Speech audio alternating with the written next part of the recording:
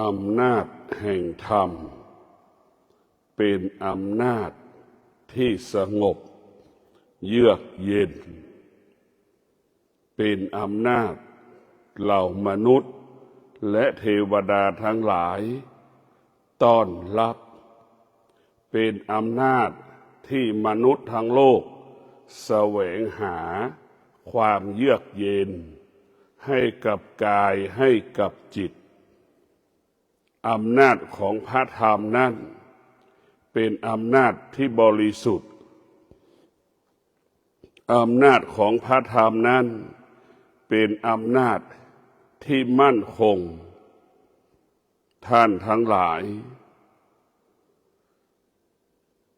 วาสนาบารมีเกิดจากการดำรงตนประพฤติตนด้วยศีลสมาธิและปัญญาบุคคลที่ดำรงตนด้วยศีลสมาธิปัญญาเป็นบุคคลที่มีวาสนาเป็นบุคคลที่มีบารมีเป็นบุคคลที่มีอำนาจบุคคลที่มีอำนาจทางธรรมนั้นได้แก่พระพุทธเจ้าเป็นผู้ที่มีอำนาจทางธรรมท่านทั้งหลายธรรมะของพระพุทธเจ้าก็หมายถึงศีลสมาธิปัญญาศีลสมาธิปัญญาจึงเป็นผู้ให้กำเนิดคำว่า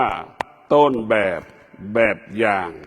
บุคคลตัวอย่างของโลกดังพระพุทธเจ้าดำรงตนด้วยศีลสมาธิปัญญาพระพุทธเจ้าจึงเป็นบุคคลต้นแบบของโลกเป็นบุคคลตัวอย่างของโลกคนทั้งโลกต้อนรับยกย่องสรรเสริญพระพุทธเจ้าเพราะพระพุทธเจ้าประกอบไปด้วยศีลสมาธิปัญญา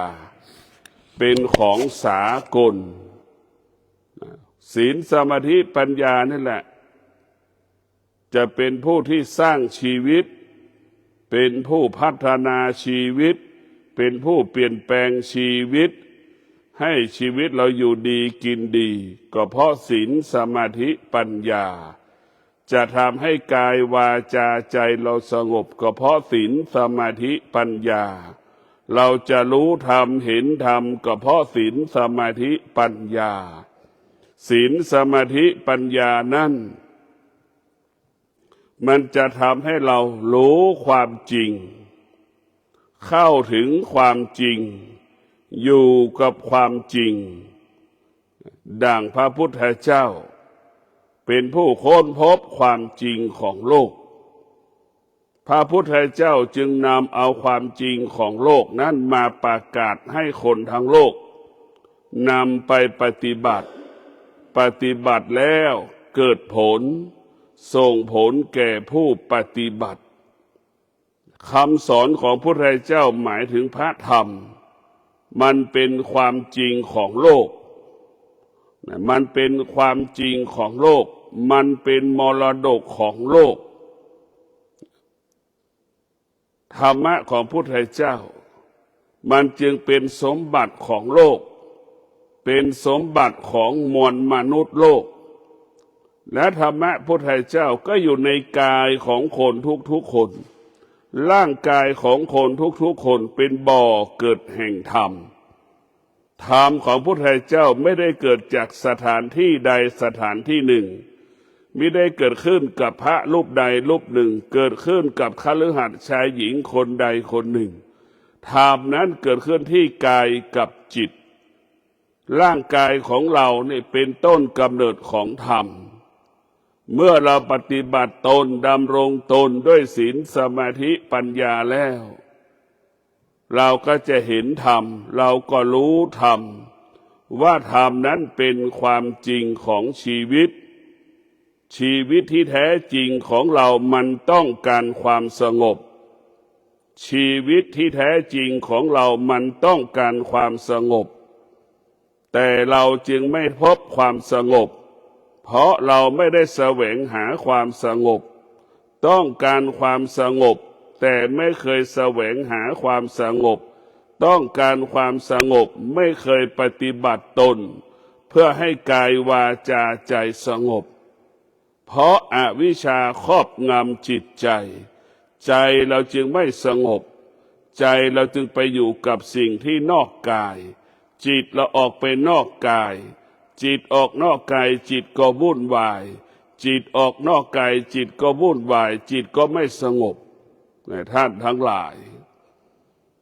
ธรรมะของพระพุทธเจ้าธรรมะภาคปฏิบัติก็ให้กายสงบให้ใจสงบ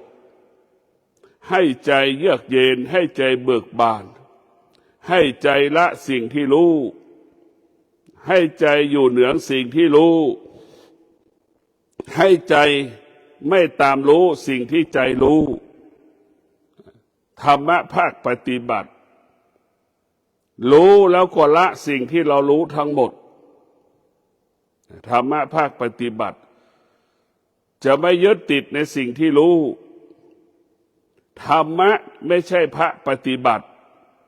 ไม่ได้เป็นภาคปฏิบัติเพียงแต่รู้เฉยๆรู้ว่าบาปรู้ว่าบุญรู้ว่าความสงบรู้ว่าความสุขรู้ว่าความทุกข์แต่สิ่งเหล่านี้มันเป็นของนอกกายทั้งหมดทั้งสิ้นพวกเราทั้งหลายรู้ด้วยจากการอ่านหนังสือก็อีกอย่างหนึ่งรู้จากหูที่ได้ยินก็อีกอย่างหนึ่งรู้ด้วยการปฏิบัติประพฤติตนปฏิบัติตนก็อีกอย่างหนึ่งเพราะฉะนั้นพวกเราทั้งหลายรู้ด้วยการปฏิบัติตนประพฤติตน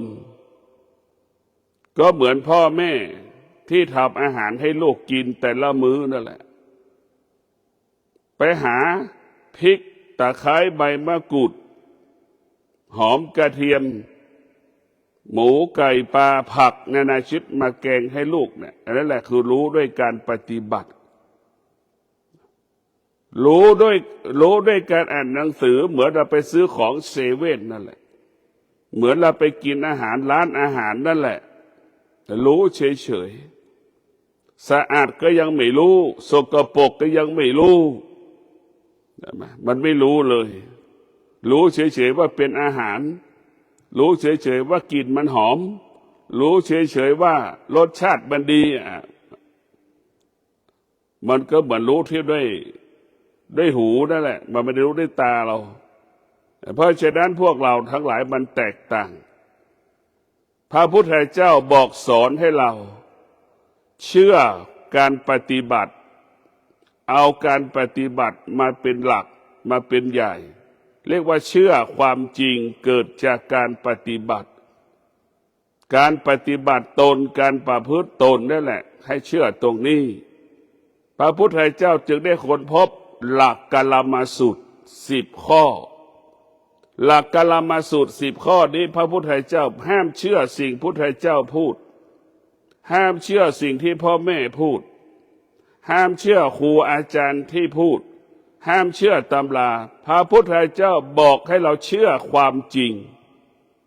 บอกให้เราเชื่อความจริงเท่านั้นความจริงมนุษย์ทุกคนต้องการและแสวงหาให้มันเกิดขึ้นในกายในจิตของเราตลอดเวลาความจริงเป็นสิ่งที่มนุษย์ทุกคนต้องการและแสวงหาความจริงแต่มนุษย์ไม่เคยพบความจริงมนุษย์ไม่เคยแสวงหาความจริงไม่เคยรู้เรื่องความจริงเข้าไม่ถึงความจริงพวกเราต้องมีสติที่จะแสวงหาความจริงความจริงเกิดขึ้นที่ไหนที่ตาอีกความจริงเกิดขึ้นที่ไหนที่หูอีกความจริงเกิดขึ้นที่ไหนที่จมูกอีกความจริงเกิดขึ้นที่ไหนที่ลิ้นเราอีกความจริงเกิดขึ้นที่ไหนที่ตาเราที่กายเราอีกความจริงเกิดขึ้นที่จิตเราอีกตาหูจมูกลิ้นกายใจเป็นต้นกำเนิดคำว่าความจริง ตาต้องฝึกฝนให้ตานั้นรู้เรื่องความจริงหูก็ต้องฝึกฝนให้หูนั้นรู้เรื่องความจริงจมูกก็ต้องฝึกฝนให้รู้ว่าเรื่องความจริงลิ้นของเราก็ต้องฝึกฝนให้มารู้เรื่องความจริงกายเราก็ต้องฝึกฝนให้รู้เรื่องความจริงจิตของเราก็ต้องฝึกฝนให้รู้เรื่องความจริงความจริงของธรรมะภาคปฏิบัติความจริงของธรรมะภาคปฏิบัติตารู้สิ่งใดก็ให้ตาละสิ่งนั้นหูได้ยินเสียงสิ่งใดก็ให้ละสิ่งนั้นจมูกสัมผัสกับกลิ่นใดกลิ่นก็ให้ละกลิ่นนั้นลิ้นสัมผัสกับรสชาติอาหารก็ให้ละรสชาติอาหารในสิ่งนั้นกายเราสัมผัสกับสิ่งใดก็ให้กายละสิ่งนั้นจิตรู้สึกสิ่งใดก็ให้ดับระงับสิ่งนั้นนี่ธรรมะภาคปฏิบัติไม่เอามาเป็นเหตุเป็นผลในการรู้หลักของธรรมะภาคปฏิบัติก็คือรู้ลมหายใจเข้าและออกอย่างชัดเจนหายใจเข้าละเอียดหยาบรู้อย่างชัดเจนหายใจหยาบเข้ารู้หายใจหยาบเข้าละเอียดรู้อย่างชัดเจน